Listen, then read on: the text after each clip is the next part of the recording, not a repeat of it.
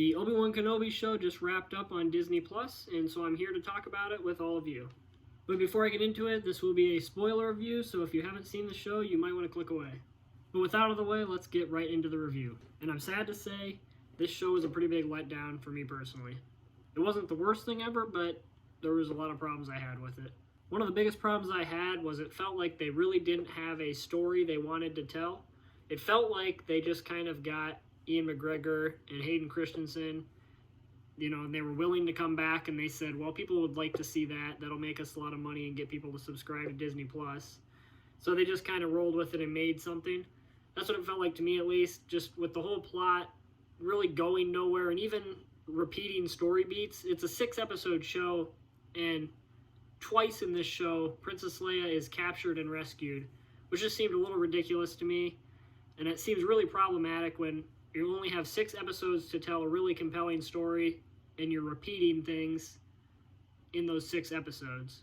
So the actual story didn't really work for me. It felt kind of lame and forced, and like it was more of a corporate move than really, someone wanting to tell a story involving Obi-Wan in the Star Wars universe. It also felt like this show was maybe originally a movie, which I think it was. I think I remember them saying something like that years back. But it just felt like they really dragged out, a short story that didn't even need to be told into a Disney Plus series. And the biggest example of that to me was the Reva character. I personally really did not like the Reva character. Obviously, all the hate she was getting is, not deserved. People were being, toxic, whatever. But her character really did not work for me at all, which is weird. She's a good actress. She was in the Queen's Gambit Netflix show that was on a year back or so, and so she's a good actress and she's done good stuff. But in this show, she just felt wooden, and then on top of that, the dialogue and what the writers gave her character to do was just really lame. It really did not help anything at all, and it really felt out of place in an Obi-Wan show.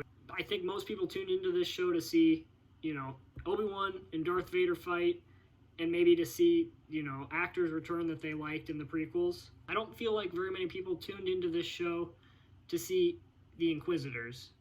And so it seemed really strange that they focused so much time on the Reva character, and it was a little frustrating. I felt like they could have given her her own show, or maybe an Inquisitors show, and it would have been a lot better. It would have given them more time to flesh out her character and spend the Obi-Wan show focusing on Obi-Wan. But with that being said, I do feel like they could use her character in other stories, and people could maybe grow to like her, because she's a good actress, and she has potential for sure in this show. Even her character has potential. But she felt really out of place in this show. I feel like she could go on a little bit of a journey, though, with like the fans of like kind of how Ahsoka did, where people didn't like her at first, but then through, more exposure to her and more good stories involving her, people could grow to like her. I feel like that could happen with the Reva character, but as of right now, she was the weakest part of this show by far for me. There's also a couple of weird things with this show that just didn't work, like the CGI, for example. For an expensive Star Wars show, this is like a flagship show for Disney Plus, and the CGI was bad. It would look like something out of a video game on the PlayStation 2. I'm not a huge CGI person, but if it bugs me, it must be pretty bad, because I really am not bugged by CGI. But it just didn't quite work in this show. And then there was a lot of like laughable moments in this show that it was just mind-boggling that these things made it into a Star Wars show.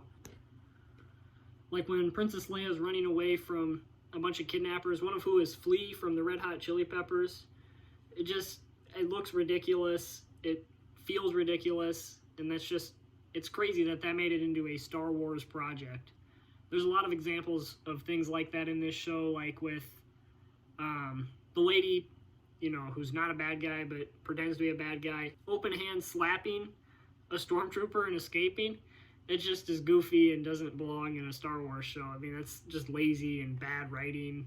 And then there's another scene in that same episode as the open hand slap. She Will Smith the stormtrooper.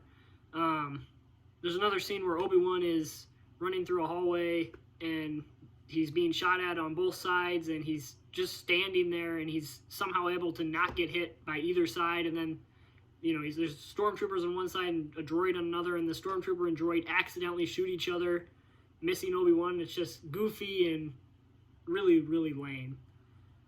And then there's another part where Obi-Wan gets Princess Leia in a trench coat and escapes, this high security base like he's in the Looney Tunes or something. It's just goofy. It's crazy that those things made it into this show.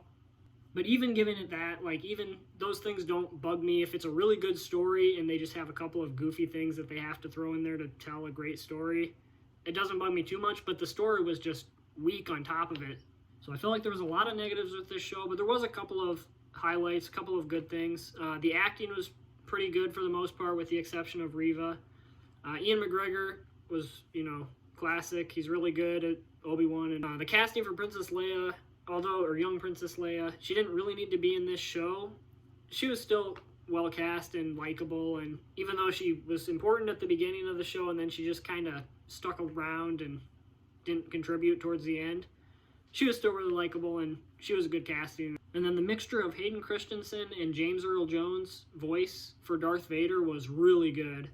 James Earl Jones, he's got to be up there in the 80s by now, but his voice for Darth Vader, I think they did some voice stuff to it, some editing, was really good. It's really intimidating, and it sounds like it did in the old films, as well as still sounding intimidating and awesome. So they nailed that.